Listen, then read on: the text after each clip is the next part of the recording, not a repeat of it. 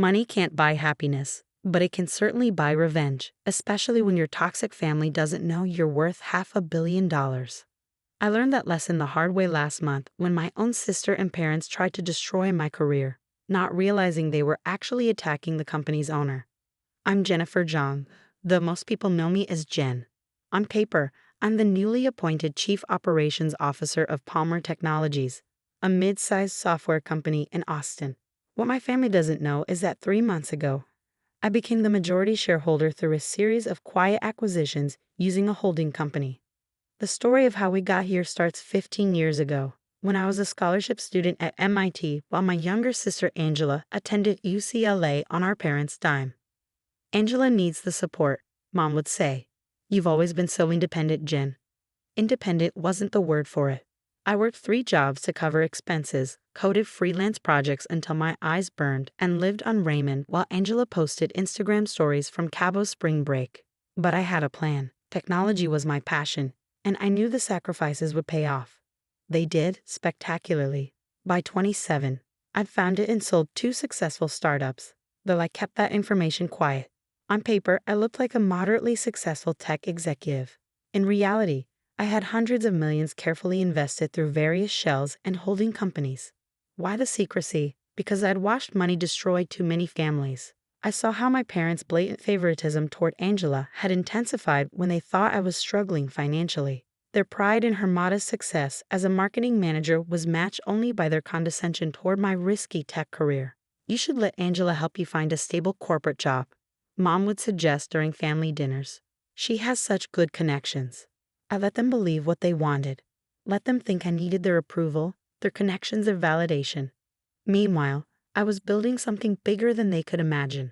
3 months ago, I orchestrated my masterpiece, the quiet acquisition of Palmer Technologies, where I've been working as a VP for the past year. The company was undervalued but had incredible potential.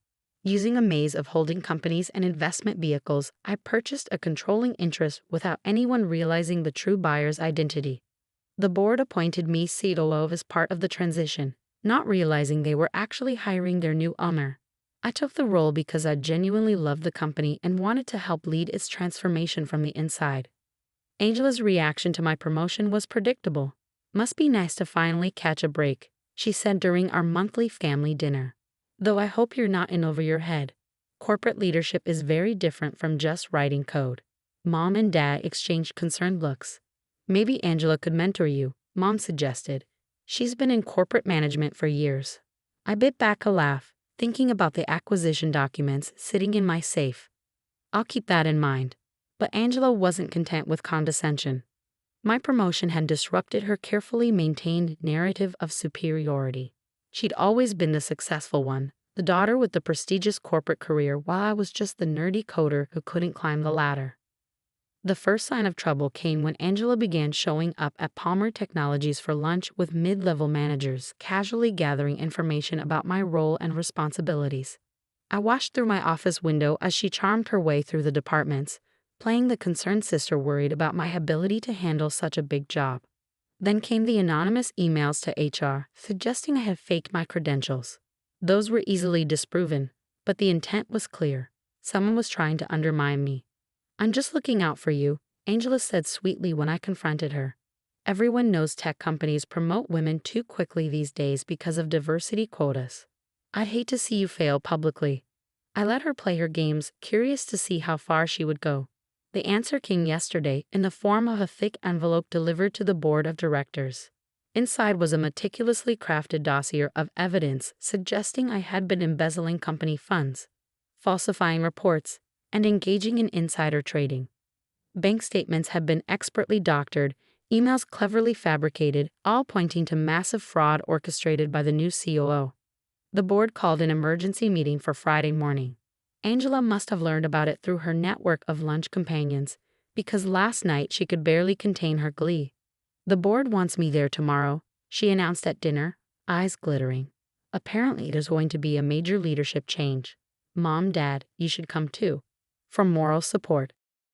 They agreed eagerly, though neither bothered to ask why I wasn't invited to this meeting about my own job. What my family doesn't know is that I spent the night in my home office, preparing my own dossier. Every lunch meeting Angela had conducted with my employees, every piece of personal information she had gathered under false pretenses, every manipulative email she had sent trying to gather dirt, all of it meticulously documented. More importantly, I finally prepared the documents revealing Palmer Technologies' true ownership structure. Tomorrow morning, my family will learn exactly who they've been trying to destroy. I should be angry. I should be hurt that my own sister would try to ruin my career, that my parents would happily attend my professional execution. But sitting here in my home office, surrounded by evidence of their betrayal, I feel oddly calm. You see, Angela's scheming has given me something invaluable. A perfect opportunity to address not just her sabotage, but decades of family dysfunction. Sometimes the most effective lessons come from letting people believe they've won, right up until the moment they realize they've lost everything. The board meeting is scheduled for 9 a.m. My family will be there expecting to watch my downfall. Instead, they're about to learn why you should never underestimate the quiet one who was just a coder. The stage is set, the players are in position, and for once, I'm looking forward to a board meeting. I arrived at the Palmer Technologies office early Friday morning, wanting to observe my family's grand entrance. Right on schedule, they swept into the lobby at 8:45 a.m. Angela in her power suit, mom and dad dressed for what they assumed would be their successful daughter's triumph over their failing one.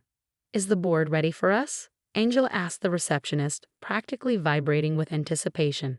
Her smile reminded me of when we were kids, and she'd secretly broken my science fair project the night before judging. I watched through my office window as they were escorted to the main conference room. Board members filed in shortly after, looking appropriately grave. Everyone had received my instruction email about playing along with the initial proceedings. At precisely 9 a.m., I wheeled my chair back from my desk and headed for the conference room. Time to start the show. Marcus Chen, our board chairman, was mid-sentence when I entered. "These allegations against Ms. Zhang are extremely serious." "Sorry I'm late," I announced cheerfully, taking my usual seat. Angela's head snapped up, her perfect smile faltering. "Jen, this is a closed board meeting. You weren't invited," she hissed, shooting panicked looks at the board members. I smiled serenely. "Actually, I invited myself. You see, it's somewhat difficult to have a board meeting without the owner of the company." The silence that followed was absolutely perfect. Angela's mouth opened and closed like a fish out of water. Mom's carefully styled hair seemed to deflate along with her smug expression. Dad's face turned an interesting shade of purple. "What are you talking about?" Angela finally managed. "Palmer Technologies is owned by shareholders. It's a public company." "Correction," I said, nodding to my assistant who began distributing folders to everyone present. Palmer Technologies was a public company until 3 months ago, when it was purchased by Zhang Innovations Holdings. Would you like to guess who owns that? I watched realization dawn on the board members' faces as they reviewed the documents. Many of them had wondered about the recent buyout but hadn't known the identity of their new owner. "This is ridiculous," Angela sputtered. "You can't afford? You're just a coder?" I finished for her. "Yes, you've mentioned that." Repeatedly, along with many other things actually. "Sharon, could you play the recordings, please?" My assistant activated the conference room's audio system. Angela's voice filled the room. "Look, between us, my sister's not qualified for this position. I'm worried she'll embarrass the company. Have you noticed any unusual transactions in her department?" Recording after recording played. Every lunch meeting, every manipulative conversation, every attempt to gather dirt on me. Angela sank lower in her chair as her careful scheme unraveled. "And then there's this," I continued, holding up the envelope she'd sent to the board. "Falsified evidence of financial crimes, forged documents, attempted corporate sabotage. Tell me, Angela, did you really think no one would verify these allegations before acting on them?" "I was trying to protect the company," she burst out. "You're not qualified for this role.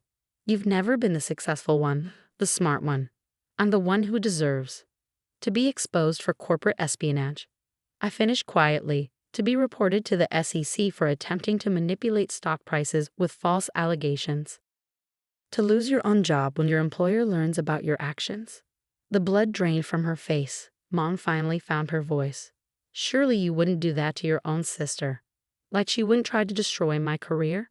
I turned to face my parents. Like you wouldn't come here to watch it happen. We were just supporting Angela. Dad protested weakly. She said you were in trouble. No, I cut him off. You were doing what you've always done. Assuming Angela knows best, that she has my interests at heart, that her success somehow makes her more worthy of support and respect. I stood up, addressing the board. I apologize for the theatrical nature of this meeting, but I needed everyone to understand exactly what we're dealing with. Ms. Zhang, Angela, has committed several serious crimes in her attempt to sabotage my position here. Her actions have exposed this company to potential legal and regulatory risks. Marcus Chen cleared his throat. What would you like us to do, Ms. Zhang? I sat back down, folding my hands on the table. First, I want it on record that the board has reviewed and dismissed all allegations against me as categorically false. Second, I want a formal letter sent to Angela's employer detailing her actions, including the recordings and falsified documents. Her attempts at corporate espionage should be part of her professional record. You can't, Angela shrieked. You'll destroy my career. Like you tried to destroy mine? I asked mildly. The difference is, these are real documents showing real actions you actually took, not fabricated evidence designed to frame an innocent person. I turned back to the board. I also want it noted that Angela Zhang and our parents are permanently banned from Palmer Technologies property. Any attempt to contact our employees or interfere with company business will result in immediate legal action. Jen, please, Mom was crying now, her mascara running. We're family. Family? I laughed, but there was no humor in it. Family supports each other. Family celebrates success instead of trying to destroy it. Family doesn't forge documents to get someone fired because their ego can't handle someone else's achievements. I pulled out one final document, a copy of my first company's acquisition agreement from 5 years ago. Do you want to know the real irony? I've been more successful than Angela for years. I sold my first company for $50 million when I was 27. My second sold for $180 million 2 years later. I could have bought that country club membership you wanted so badly, Dad. Could have funded those luxury vacations you were always taking Angela on, Mom. They stared at the document, at the numbers that shattered their carefully maintained family mythology.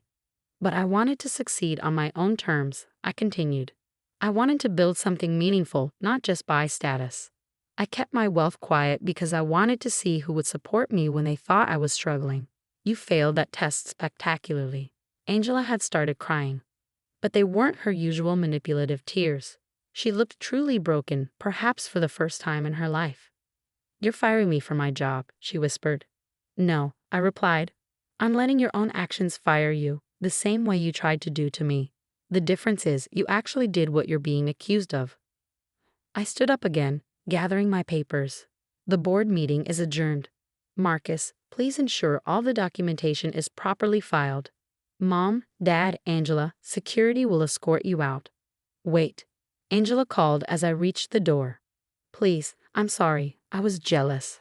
I couldn't stand that you were finally doing better than me. We can fix this, can't we? We're still family. I turned back one last time.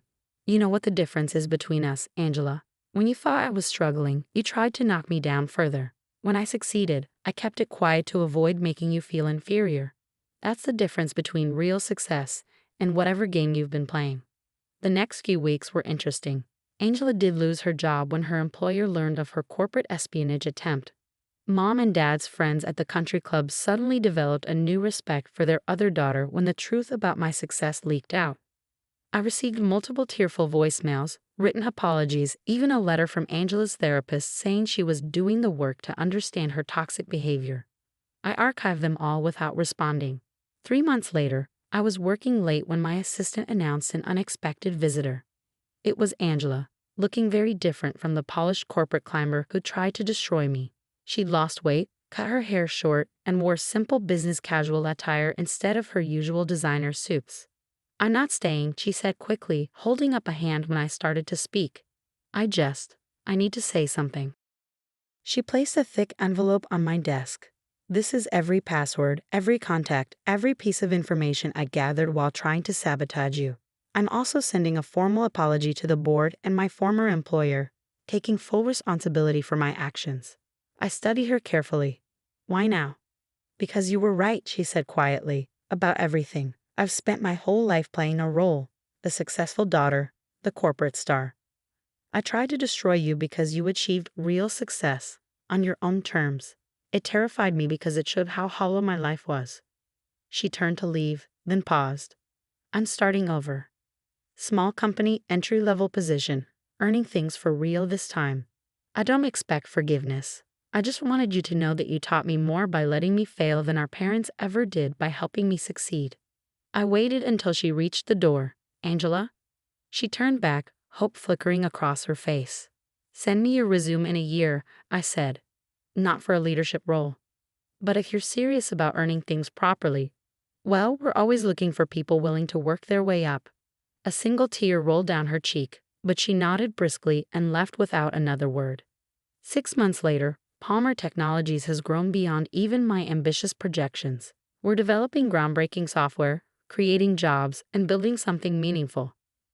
Mom and Dad still send occasional messages, usually when they need something or want to show off to their friends. I maintain polite but distant contact, no longer seeking the approval I once desperately wanted. The corner office they thought I didn't deserve has a perfect view of the Austin skyline. Sometimes in the evening, I watch the sunset and think about success, family, and the price of being underestimated. Angela sent me a Christmas card last week. No manipulative message, no asking for help. Just a simple note. You succeeded not because of our family's support, but despite its absence. I'm finally learning to do the same. Maybe that's the real revenge, not destroying those who hurt us, but building something so magnificent that their attempts to tear us down become footnotes in our success story. The quiet one, the coder, the sister they underestimated. Turns out I was the successful one all along. They just couldn't see it until it was too late.